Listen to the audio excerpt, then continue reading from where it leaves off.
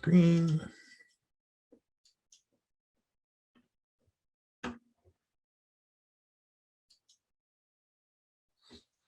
And here we go.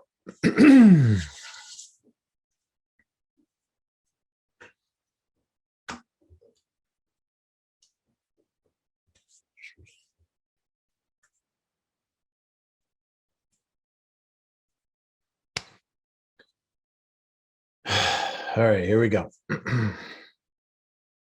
Hi, everyone. I'm Patrick McFaddin. I work at DataStax and developer relations and also on the Cassandra project. I've been a long-time database administrator, but today I want to talk to you about, I'm going to start over.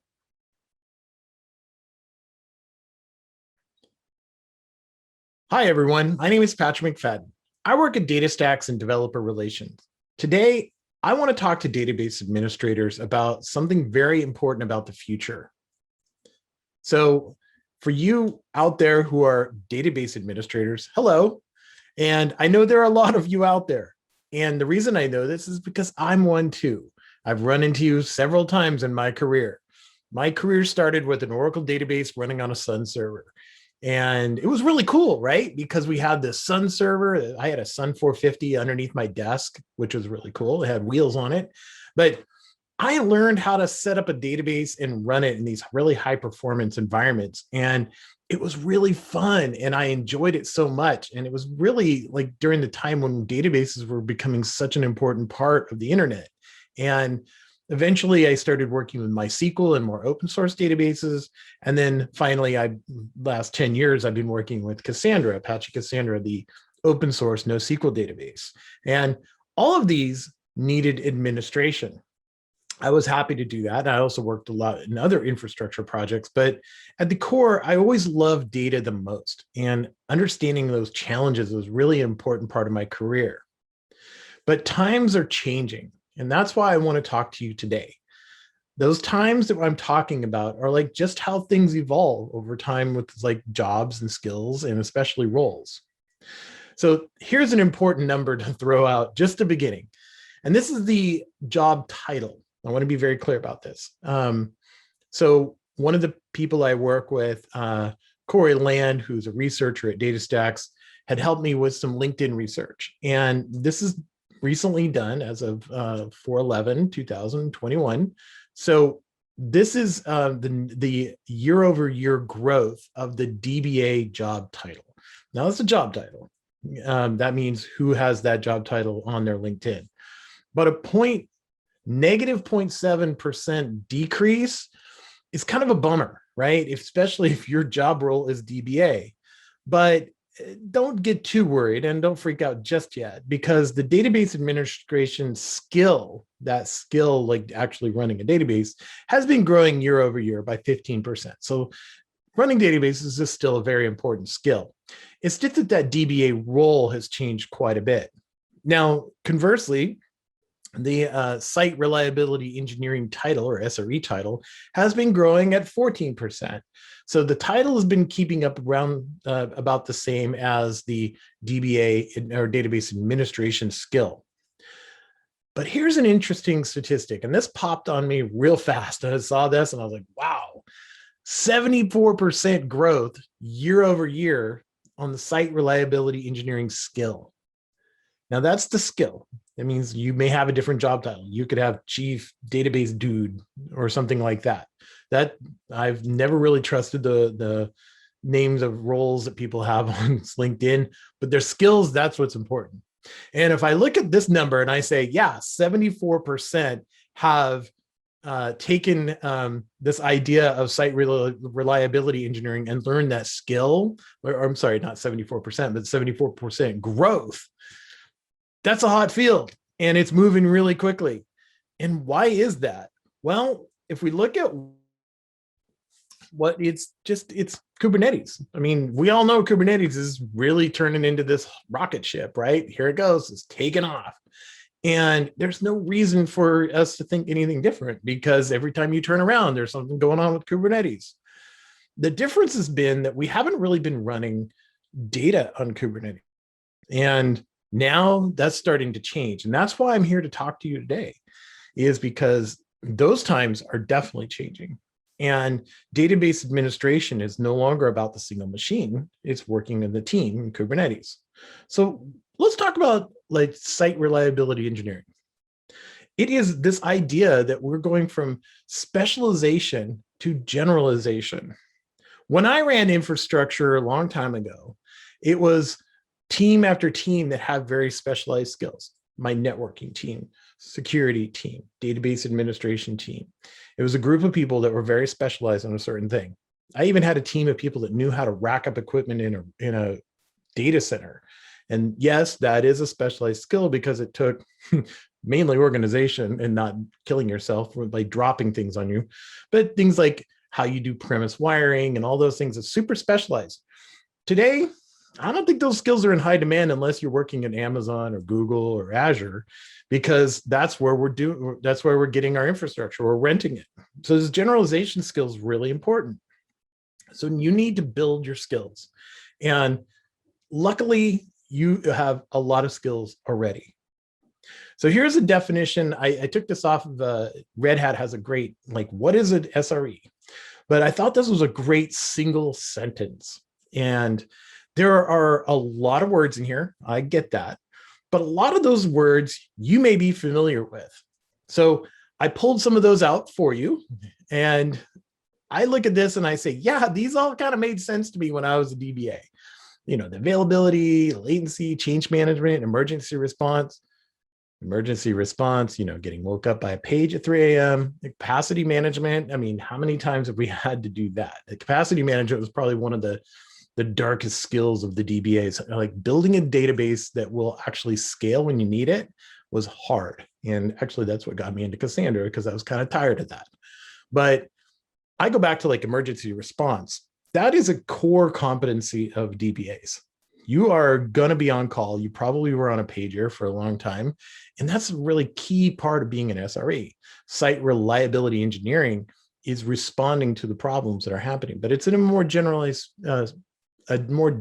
way with a more generalized skill set.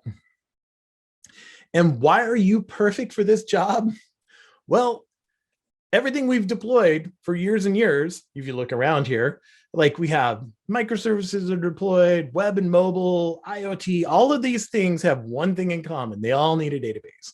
They need a reliable database. And you've been the person out there getting that job done. That kind of engineering skill, you're the center of the universe. Because why? Because the database is the center of the universe. Data is where everything is. If you lose your data, everything else is offline.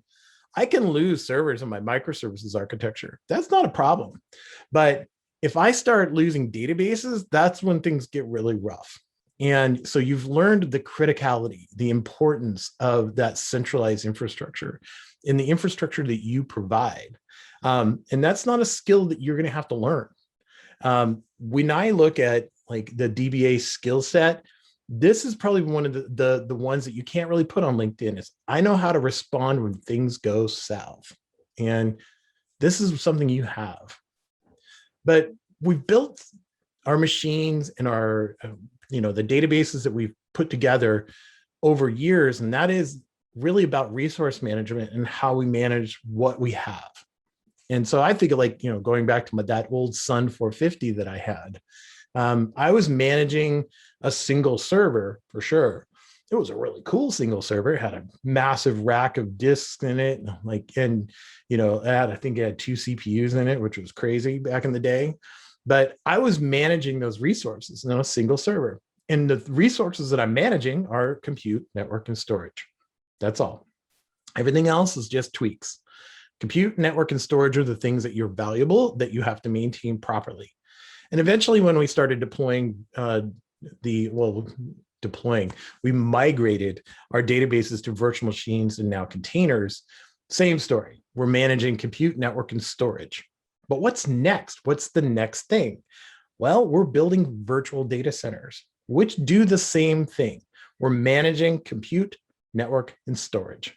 And you already know how to do that probably better than most, because I'll tell you, When I was installing Oracle, the things that you would do to make sure that it worked just perfectly on a single server was, that was a great art. There was a little science, but a lot of art, like kernel tweaks and all the parameters you'd put in. Oh yeah, you know what I'm talking about.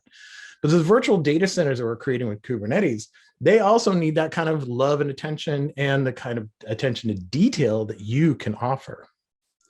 So compute, network, and storage. You understand that. And guess what? That's exactly what cloud providers sell you. A database service or something that like a platform as a service running on a cloud is really just a nice veneer to sell you the one thing that they want to sell you, which is compute, network, and storage. And you know how to operate and use that really effectively and wisely. So what are the new skills that you're going to have to learn? And I've been looking at this pretty intently for about a year now, like, okay, because I know I don't want people to feel left behind. And I think that there's just this tremendous need right now for this old skill being augmented with new skills to create something really important that's needful. So what are those new skills? Well, first, I'm going to go back to that statement from Red Hat, that one thing, and I'm going to pull out a new phrase. Responsible for how code is deployed, configured, and monitored. That is really a new skill for a lot of DBAs. Maybe not everybody, but I think for a lot. Not something I did a whole lot as a DBA. But first thing I'm going to stop at is the CICD pipeline. Now, you may have been involved in this in some place, and CICD pipelines are like anything else in infrastructure. They all have their own little definitions, but I'm going to work on one for you here. So really what I want to focus on is how do we get from someone writing code to the users? And what's the process? Well, building a CI/CD pipeline, especially in a cloud native capacity, has the CI, the continuous integration, and the continuous deployment are all linked together so that when someone checks in code, they do a git push and they commit their code. Git commit, bam, here's my new feature, here's a bug fix. It should be automatically built. Unit tests should be automatically run against it. If they fail, they get kicked back. Integration test should be happening all the time to make sure that it works with the rest of the infrastructure that you're building with. Like that means that it works with all the parts. And then finally going into staging, probably some sort of rudimentary testing there, like just making sure that everything builds properly and compiles. But I mean, I'm sorry, not compiles, but integrates. But then finally pushing it out, the continuous deployment to production. Companies that are really good at this can do continuous deployment, like continuous all day long. Like they do multiple deployments every single day. And it doesn't result in downtime.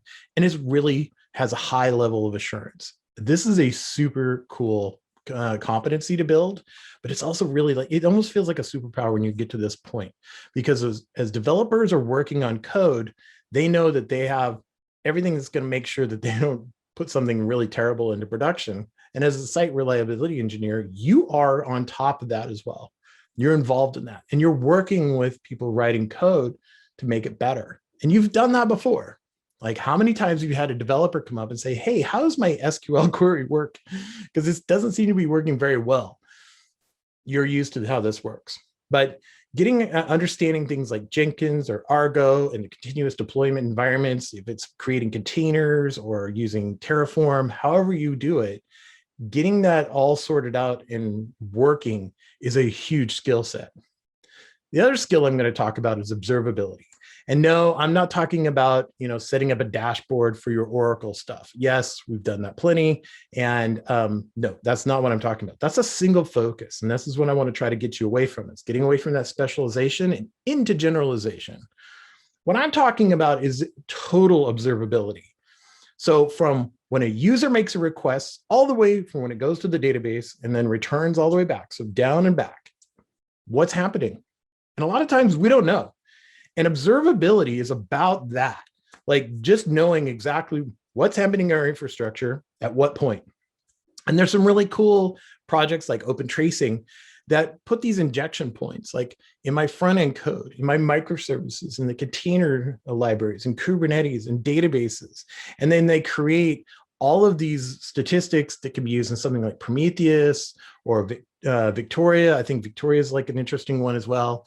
Now, all of these being collected in one place gives you this big picture. Say, okay, so why are things slow for users? Instead of everyone pointing their finger at each other, because you know that game, you used to be the person getting pointed at. It's the database's problem. Well, no.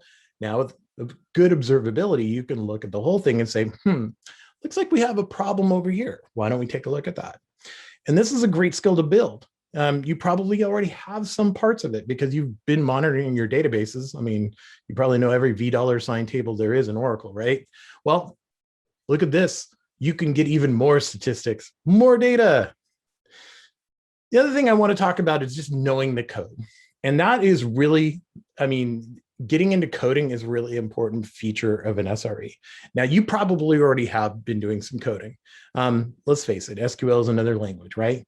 But whenever you look at coding as a practice, it's understanding like, how does this interact with the environment? So if I'm deploying a Python application or a Node.js application, understanding how the builds work and all those things is really just some fundamental information about code. Know the code. So where do you go next? When you want to understand this and move forward, if I've convinced you, I hope I did, where do you go next? Well, I have a few resources and they're probably not what you're thinking. First is a Cloud Native Compute Foundation. They have excellent training for Kubernetes. It's very affordable, but they have great online training and you can get certified and learn about what's going on like in Kubernetes, which translates really well as an SRE. The other place, and I love YouTube right now, you can get some great stuff off of YouTube because there's so many good creators. The amount of creators that are out there that actually, I mean, it's free education, which is mind-blowing that they're actually creating this, like Tech World with Nana. It's got this fantastic DevOps and SRE training that it's hours and hours of training, but you will get a lot of information out of it. And it's pretty good. You're like going to a classroom. So these are two immediate resources that I always go to whenever I'm trying to learn a new skill inside our SRE. And I am learning constantly as well. The other one that I'm going to offer is joining this Data on Kubernetes community. And it's an independent community. It is really picking up steam. We just had an event at KubeCon, and it's just like-minded individuals. Like, how do I run data on Kubernetes? And you can find people there, much like yourself, who love to talk about data, but are doing SRE skills, not the role, the skill. And just a great community to join in anyway. So, and joining into the community means there's a Slack or even creating content or just watching the YouTube channel as well. But I invite you to this. I spend a lot of time in this community and I would love to see you there. So that's what I had for you today. I just really want to implore you, think about the future and where we're headed. The cloud native future is really, really cool. And we would love for you to be a part of it. And if you want to do that, make that jump from DBA to SRE and feel it. Thank you.